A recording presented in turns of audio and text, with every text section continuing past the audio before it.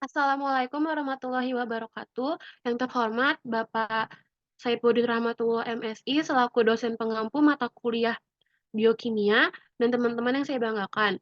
Di sini kami dari kelompok 5 akan mempresentasikan materi biosintesis asam amino dan nukleotida, yang dimana beranggotakan ada Aziza Asriati Sabrina, Dita Dwi Safrina, Helena Sekar, dan Ida Halda. Lalu di sini ada outline yang akan kami bahas. Yang pertama ada asam amino, yang kedua ada asam amino esensial, yang ketiga asam amino non esensial, keempat glutamat, glutamin dan prolin, kelima alanin, aspartat dan asparagin, lalu yang terakhir ada tirosin, sistein, metionin dan serin. Selanjutnya untuk asam amino akan dibahas oleh Dita. Pada Dita dipersilakan. Baik, kita masuk ke materi pertama yaitu asam amino. Nah, asam amino sendiri merupakan molekul paling sederhana penyusun protein. Nah, molekul ini itu dibagi menjadi dua berdasarkan sumber perolehannya, yaitu asam amino esensial dan asam amino non esensial. Nah, asam amino esensial sendiri merupakan Nah, pada manusia hanya dapat mensintesis 10 dari 20 asam amino. Nah, sementara itu pada tumbuhan tingkat tinggi, seluruh asam amino dibutuhkan untuk sintesis protein. Nah, asam amino ini dapat bersumber dari amonia dan berbagai sumber karbon pada tumbuhan tingkat tinggi. Selain amonia sebagai prekursor gugus aminonya, nitrat juga digunakan sebagai gugus amino. Kemudian materi kedua yaitu asam amino esensial. Nah, asam amino esensial adalah asam amino yang tidak dapat diproduksi sendiri oleh tubuh. Oleh sebab itu, pemenuhannya hanya bisa didapatkan melalui makanan seperti telur, daging, susu, kedelai, dan lainnya. Kemudian asam amino esensial ini terdiri dari 9 jenis, yaitu glutamat, glutamin, prolin, aspartat, asparagin, alanin, glisin, serin, dan sistein. Kemudian fungsi dari asam amino esensial sendiri yaitu yang pertama untuk mengoptimalkan penyerapan kalsium di dalam tubuh, kemudian untuk meningkatkan kecerdasan dan kinerja otak sebagai imun booster dan mencegah stunting pada anak. Kemudian materi ketiga yaitu asam amino non esensial. Asam amino non-esensial adalah asam amino yang dapat diproduksi sendiri oleh tubuh. Artinya, kebutuhannya akan senantiasa tercukupi melalui proses metabolisme di dalam tubuh. Nah, ada 10 jenis asam amino non-esensial, yaitu isoleusin, leusin, lisin, metionin, fenilalanin, treonin, triptofan, valin, arginin, dan histidin. Kemudian Fungsi dari asam amino non-esensial adalah yang pertama untuk menjaga agar terhindar dari penuaan dini. Kemudian untuk mempercepat proses penyembuhan luka, meningkatkan performa fisik seseorang, untuk memperbaiki pola tidur dan mempengaruhi ketajaman daya ingat. Kemudian ini ada video mengenai asam amino esensial dan non esensial. Ntar bisa ditonton aja ya teman-teman. Kemudian kita masuk ke materi keempat yaitu glutamat. Nah, monosodium glutamat atau MSG adalah natrium garam dari asam L-glutamat yang terbentuk melalui proses penyaringan glutamat atau kombinasi beberapa asam amino dengan sedikit jumlah peptida yang dihasilkan dari hidrolisis protein atau protein nabati terhidrolisis atau HPP. Nah, asam glutamat sendiri adalah salah satu jenis asam amino yang akan diubah menjadi glutamat di dalam tubuh. Nah, glutamat berfungsi sebagai neurotransmitter yang memungkinkan komunikasi antara sel-sel neutron di dalam otak. Nah, reseptor merupakan molekul protein yang menerima sinyal dari luar sel. Kemudian reseptor berfungsi sebagai panduan dalam fungsi sel. Nah, glutamat sendiri berperan sebagai neurotransmitter yang sangat penting dalam proses komunikasi antar sel-sel di otak.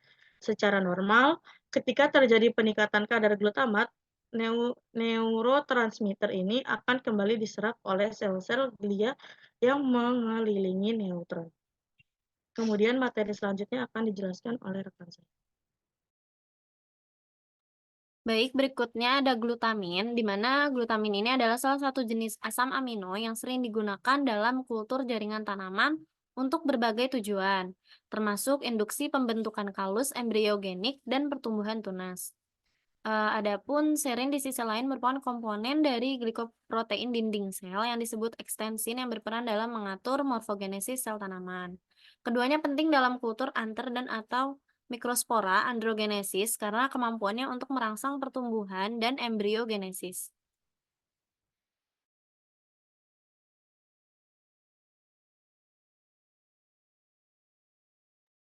Selanjutnya ada prolin, yang di mana prolin merupakan senyawa yang secara khas ditemukan dalam biokimia atau metabolik osmotik dan seringkali disintesis dan terkumpul dalam berbagai jaringan tanaman, terutama pada daun saat tanaman mengalami tekanan kekeringan.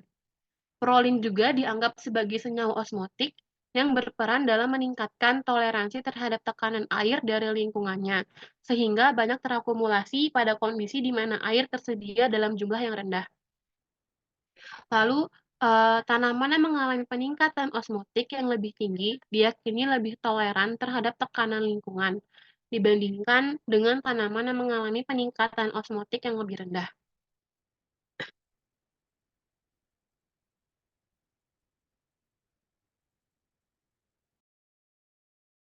Baik, berikutnya di sini ada biosintesis alanin, di mana untuk biosintesis alanin ini terdapat dua jalur utama untuk memproduksi alanin otot, yaitu yang pertama secara langsung melalui degradasi protein, dan yang kedua melalui transaminasi pirufat dengan bantuan enzim alanin transminase atau ALT yang juga dikenal sebagai serum glutamat pirufat transminase atau SGPT. Boleh di next. Adapun mekanisme dari biosintesis alanin ini yaitu alanin dibentuk dari pirufat dan glutamat yang mengandung NH2 melalui transminase pirufat dengan bantuan enzim ALT menghasilkan alanin yang mengandung NH2 dari glutamat dan alpha ketoglutarat. Reaksi dari pirufat dan glutamat tersebut merupakan reaksi dengan jalur yang kedua yaitu transminase pirufat dengan bantuan enzim ALT. ALT ini merupakan enzim yang dapat dijumpai di dalam serum darah dan berbagai jaringan tubuh, tetapi seringkali juga dikaitkan dengan kinerja organ hati. Adapun enzim ALT ini merupakan enzim alanin transminase. Boleh di next. Berikutnya yaitu ada biosintesis aspartat dan asparagin, di mana aspartat ini dibentuk dalam reaksi transminasi yang dikatalisis oleh aspartat transminase atau AST. Reaksi ini menggunakan analog asam alpha ketoaspartat, oksaloasetat, dan glutamat sebagai donor amino. Aspartat juga dapat dibentuk dengan deaminasi asparagin yang dikatalisis oleh asparaginase. Asparagin sintetase ini dan glutamin sintetase mengkatalisis produksi asparagin dan glutamin dari asam alpha amino yang sesuai.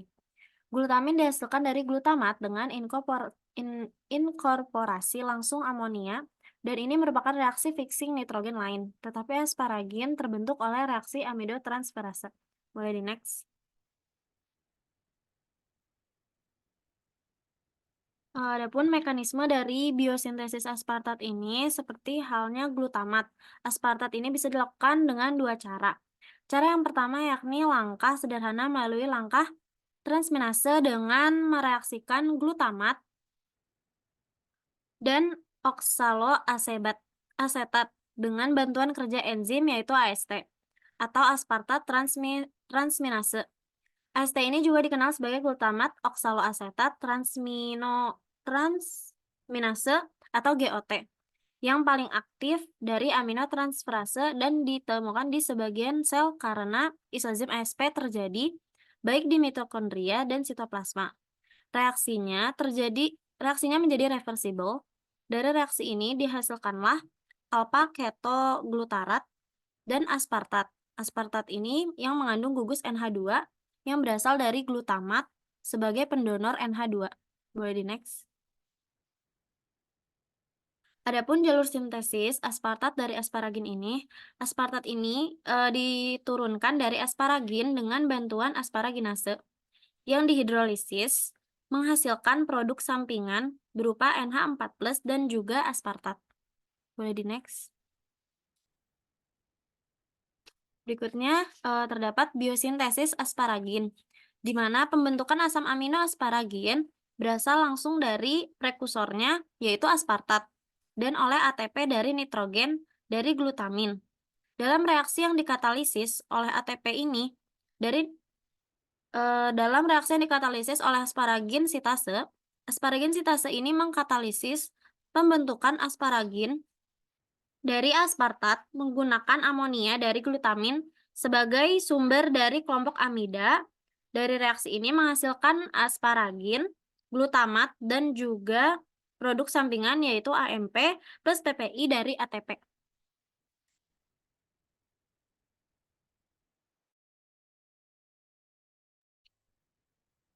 Selanjutnya ada tirosin yang dimana asam amino ini merupakan non-esensial, tapi prokursornya berasal dari asam amino esensial, yaitu fenilalanin. Reaksi hidroksilasi posisi 4 pada gugus fenilalanin oleh enzim oksigenase yang merubah fenilalanin menjadi tirosin, yang dimana fenilalanin hidroksilase ini adalah campuran fungsi dari oksigenase, yaitu satu atom oksigen digabungkan ke air dan dan dan lainnya ke gugus hidroksil dari tirosin. Reduktan yang dihasilkan adalah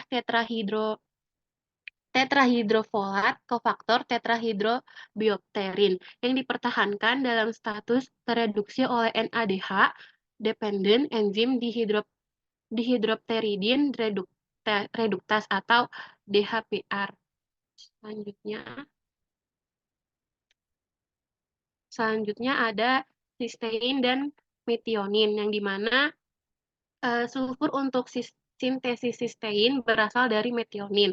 Kondensasi dari ATP dan metionin dikatalisis oleh enzim metionin adenosil transferase menghasilkan S-adenosil-metionin atau SAM. Nah, di sini ada ada si metionin. Metionin ini nanti dibantu oleh ribosa dan adenin.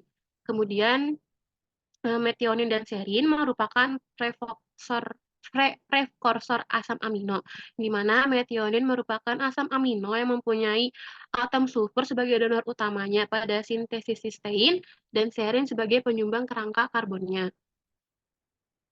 Kemudian di sini ada video mengenai biosintesis sistein, yang dimana nanti teman-teman bisa nonton videonya sendiri. Nah, di sini nanti dari video tersebut akan dihasilkan persamaan reaksi seperti yang terdapat pada gambar ya, yang dimana SAM ini kan tadi dia tuh dari S-adenosilmetionin, yang dimana merupakan prekursor untuk sejumlah reaksi transfer metil. Kemudian akibat dari transfer metil ini terjadi perubahan SAM menjadi sadenosilcystein, yang dimana selanjutnya berubah menjadi homocysteine dan adenosin dengan bantuan enzim adenosil homocysteinase. Homocysteine ini dapat diubah kembali menjadi metionin oleh metionin sintase. Kemudian reaksi transminasi melibatkan SAM sangatlah penting, tapi dalam kasus ini peran si S-adenosilmetionin dalam transminase adalah sekunder untuk produksi homocysteine. Dalam produksi SAM tadi ini juga yang seperti disampaikan, semua fosfat dari ATP hilang, sehingga satu sebagai PI dan dua sebagai PPI. Adenosin diubah menjadi metionin, bukan AMP. Dalam sintesis sistein, homocysteine berkondensasi dengan serin menghasilkan cystathionin dengan bantuan enzim cystathionase. Kemudian dengan bantuan enzim cystathionase, cystathionin diubah menjadi cystein dan alpha ketobutirat. Terus dari gabungan ini nanti menghasilkan reaksi seperti yang terdapat pada gambar. Selanjutnya ada serin. Serin selain sebagai prekursor sistein, asam amino ini merupakan prekursor glisin. Adapun prekursor utamanya adalah tiga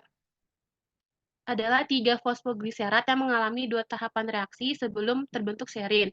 Setelah terbentuk serin, Tetrahidrofolat bereaksi menghasilkan N5N10 metilen tetrahidrofolat dan glisin.